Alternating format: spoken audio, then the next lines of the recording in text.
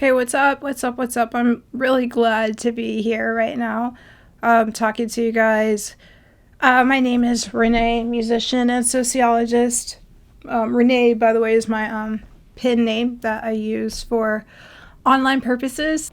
We've got a lot to talk about because a lot has occurred. I'm already anticipating an attack for some of the things that I'm going to share with you guys, but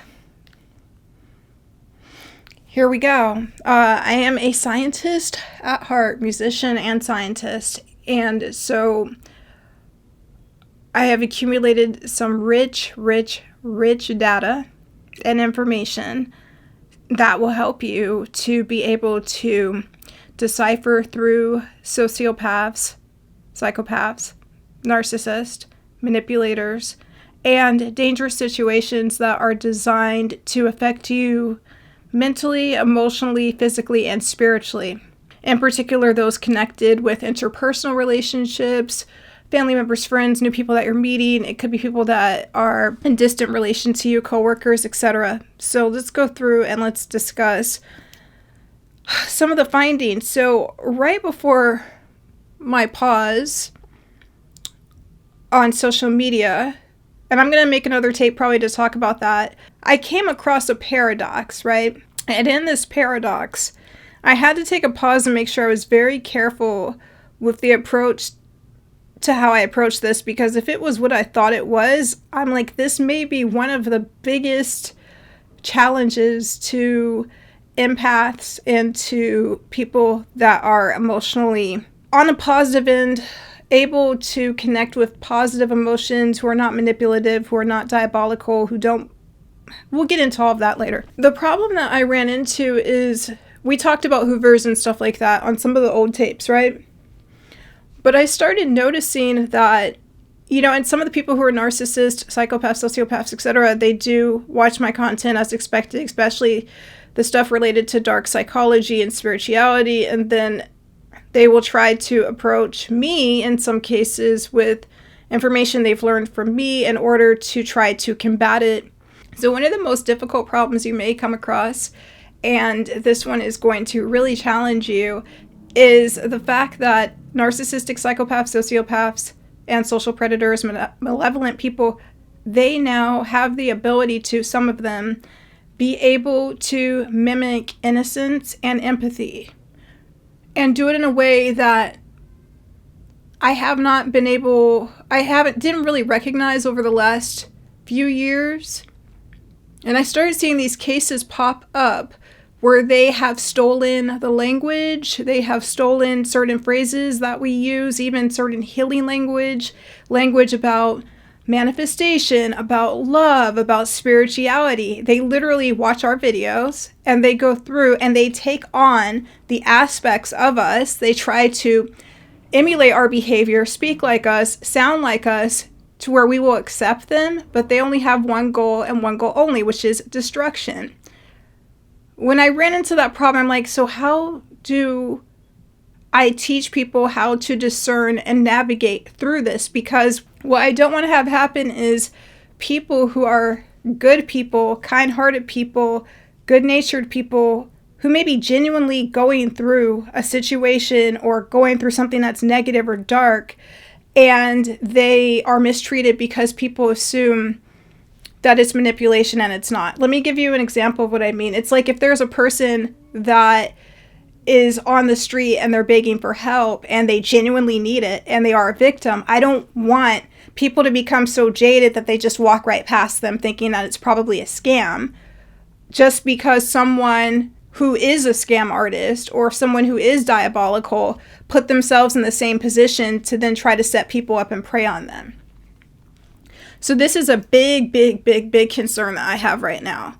And so instead of just prematurely, or instead of rushing out information on the topic, I decided to look into this a lot more closely. And in the process, conducted 2 studies that were separate. One of them is very risky, and one of them I cannot disclose any information about that at all right now. But what I can say is that the findings are this. Narcissists, psychopaths, and sociopaths, the most dangerous quality that they have and the most dangerous thing that they do, it's not in the fact that they may do a smear campaign, may do gossipy, may bully, may harass you, may attack you. All of that is bad. The most dangerous thing they do in some cases, these are, I would say, I don't know if I want to say the more advanced ones, but the ones that have been doing it a long, long time, is they actually take on the identities of their victims. They take on the identities of the same people who they targeted, who they abused, who they manipulated, and can actually wear those victims as a mask. This gets it may sound like this gets extremely dangerous when they are taking on characteristics of innocence, playfulness, lightheartedness, kindness, and they can turn on almost a naivety, the same naivety that their victims had, and they put it on as a mask, and they can turn it on and they can turn it off, and they can turn it on and they can turn it off.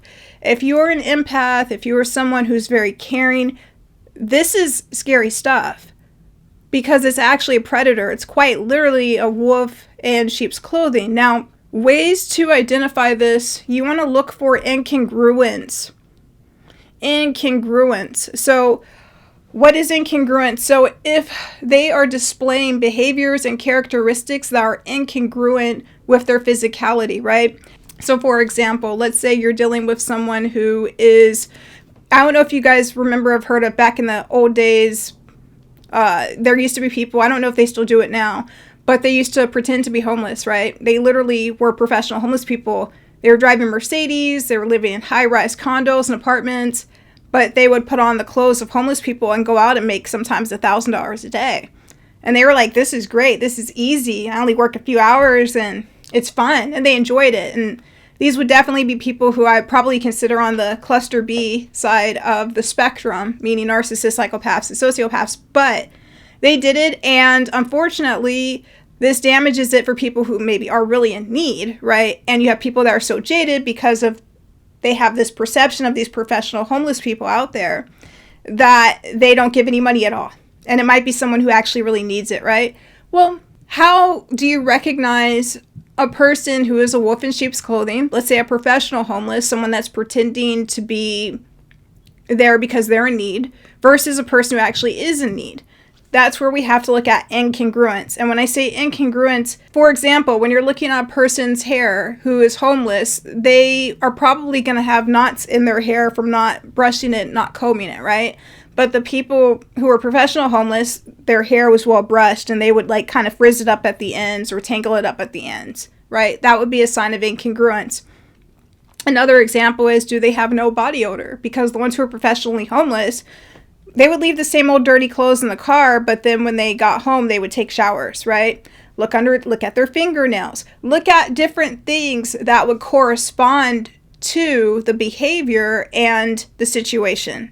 Number 2, look at their history, look at their backstory, but don't just look at that, because there are people that actually do go through changes. There are people that decide to do something positive with their life. There are people that have been through hardships and have overcame those things. And I don't want those people to be automatically subjected to, oh, that's all. Let me give you a good example. So you do have, for example, people that maybe were an addict at a certain point in their life, but they have sincerely, genuinely changed, and they are trying to do the right thing now. But then you have other ones who have not changed at all, but they take on the persona and the story and the identity of the one that has changed, so they can earn people's trust and later on have other people and have a greater resource of people to be able to extract things from to support their addiction. That's the reason why it's so important to look at behavior congruence and to not simply put just ridicule and just write somebody off, right? I lost my train of thought because I'm like, there's so much I want to talk about on one tape. I'm trying to decide if I should do 2 tapes or 3 tapes or whatever, that I'm just kind of like, we're kind of all over the place. Okay, so how do we look at behavior and make sure that it matches up with what we're told about the person. We have to be very observant. We have to look at details. We have to look at the history and the story that may come with things, and we can't just simply brush things off. So if someone, for example, has teardrop tattoos, right? We can't just say, oh, they're just trying to be cool and they're just trying to fit. But at the same time, you have to be careful in approaching, well, why do you have those? What's the story behind those? Technically, something like that, they should be telling you right off the bat, right? The reason why I'm saying this is because if they say they're an extremely loving person and they care about people so much, but then they have teardrop tattoos, it's like, well, maybe there's something else going on, right? Maybe they're trying to make you the next drop. I don't know. Be very observant. Be very observant. Look at details. But I'm going to tell you that with psychopaths, sociopaths, narcissists, etc., especially the ones who are on the psychopathy or sociopathy spectrum, their level of intelligence is very interesting. We've talked about this a little bit before in the past. They work in real-time manipulation. And as a result, they can mimic intelligence and they can pretend intelligence and do it very, very quickly to where it could almost pass the human eye, or it could fool the human eye, so to speak. So it's really important to observe and to not ask leading questions or avoid asking leading questions, and to allow people to tell you who they are. And listen to what they're saying and then compare it to their behavior, right? So if someone's telling you that they're a Christian and that they believe in God, Jesus, and they read the Bible, but the behavior that they're expressing is wicked, ruthless, malevolent, maniacal, look at the behavior and the congruency and see how it aligns. Don't just go by what they say, because if they are a skilled psychopath or sociopath, they have learned to say all of the right things, to where if you're going based on verbal, if you're going based on information they have provided, it's easy to think, well, you know what? They told me they were saved. They have a good story about being saved and they read Bible verses. And what you may not know is that's actually a persona that they took on from an actual victim. That's not them at all. But you have to look at the behaviors and also look at the big picture of why. So this is getting kind of deep, and I guess I'm going to end this right here. I hope you guys have a great rest of the day. Thanks so much for hanging out, and I'll talk to you soon. Bye-bye.